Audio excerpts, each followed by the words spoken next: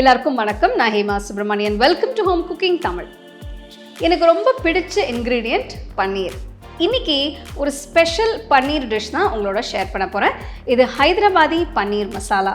இதோட ஃப்ளேவர்ஸும் டேஸ்ட்டும் ரொம்ப டிஃப்ரெண்ட்டாக இருக்கும். வாங்க இந்த ஹைதராபாதி பன்னீர் மசாலா எப்படி செய்கிறதுன்னு பார்க்கலாம்.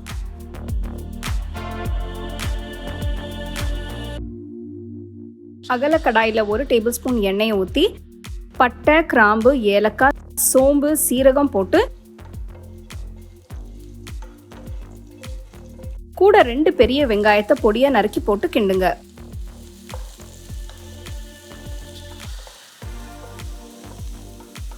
அடுத்து கொஞ்சம் பூண்டு, 1 துண்டு இஞ்சி, 4 பச்சை மிளகாய் போட்டு வதக்குங்க. வெங்காயம் பாதி வதங்கினதும் 4 மீடியம் சைஸ் தக்காளியா நறுக்கி போட்டு கிண்டுங்க.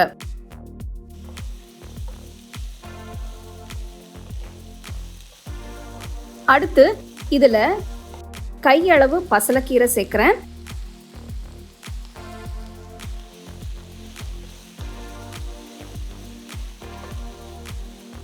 கடைசியாக இதில் கொத்தமல்லி இலை தண்டோட போட்டு 10 நிமிஷத்துக்கு வதக்குங்க.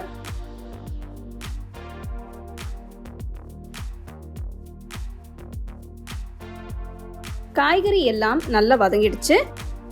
அடுப்பை ஆஃப் பண்ணிட்டு ஆற விடுங்க. வெங்காயம் தக்காளி கலவை நல்லா ஆறிடுச்சு. இதை மிக்சர் ஜார்ல போட்டு கொஞ்சம் தண்ணி ஊற்றி விழுதா அரைக்கணும்.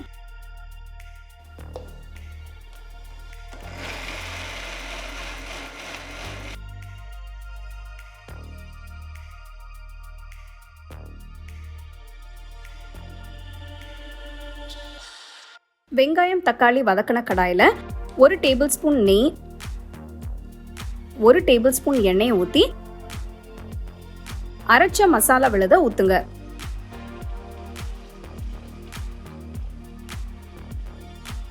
மிக்சர் ஜாரில் கொஞ்சம் தண்ணி ஊற்றி இருக்கிற எல்லா மசாலாவையும் கடாயில் ஊற்றி 2 நிமிஷத்துக்கு கிண்டுங்க. அடுத்து 1.5 டேபிள் ஸ்பூன் விஸ்க் பண்ண தயிர், 1.5 டேபிள் ஸ்பூன் ஃப்ரெஷ் க்ரீம் ஊற்றுங்க. ஃப்ரெஷ் க்ரீம் ஆப்ஷனல் தாங்க, ஆனால் இதை சேர்க்கறதுனால கிரேவிக்கு திக்னஸ் கிடைக்கும்.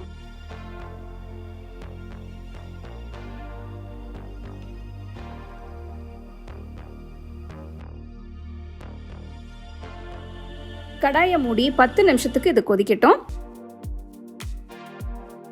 அடுத்து மசாலா தூள் சேர்க்கலாம். 1/4 டீஸ்பூன் மஞ்சள் தூள், 1 டீஸ்பூன் மிளகாய் தூள்.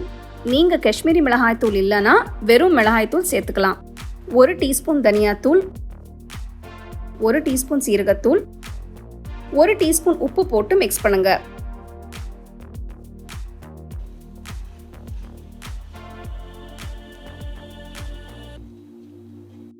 இதுல 1/4 கப் தண்ணி ஊற்றி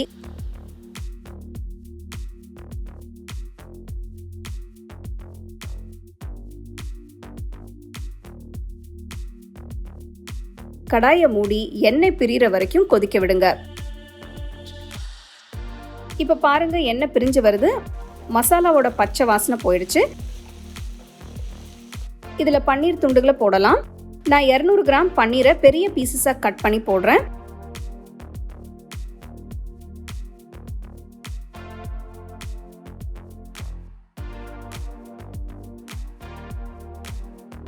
இதில் 1 கப் தண்ணி ஊற்றி மெதுவாக மிக்ஸ் பண்ணுங்க.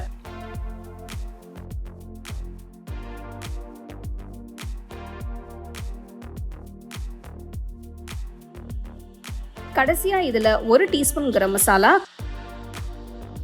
கொஞ்சம் கசூரி மேத்தி போடுங்க. இந்த ஸ்டேஜ்ல உப்பு செக் பண்ணி பாருங்க, தேவைப்பட்டா போட்டுக்கலாம். கடாயை மூடி 5 நிமிஷம் கொதிக்க விடுங்க.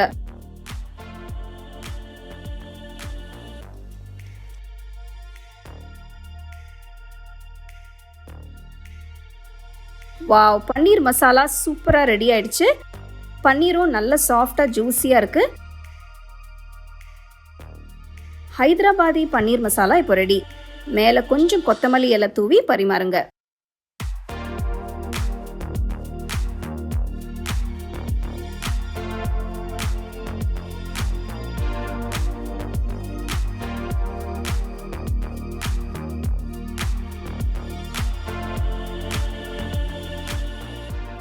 சூப்பரான சுவையான ஹைதராபாதி பன்னீர் மசாலா எப்படி செய்கிறதுன்னு பார்த்தீங்க.